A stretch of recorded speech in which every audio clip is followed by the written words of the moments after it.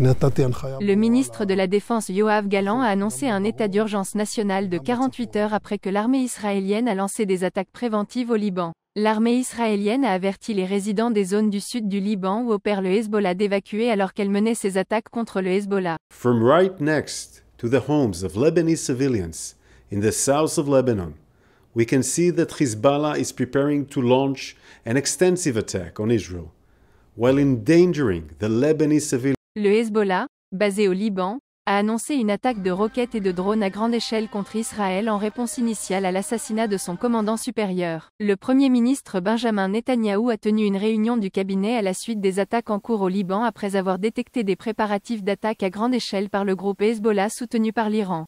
A short while ago, the IDF identified Hezbollah terrorist organization preparing to fire missiles, rockets towards Israeli territory.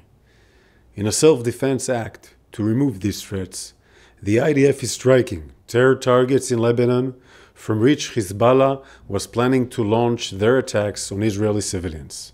Dans un message vidéo, avant la réunion du cabinet, le Premier ministre israélien a promis de protéger le peuple israélien. אנחנו נחושים לעשות הכל כדי להגן על המדינה שלנו, להחזיר את תושבי הצפון בבטחה לבתיהם, ולהמשיך לקיים כלל פשוט. מי שפוגע בנו, אנחנו פוגעים.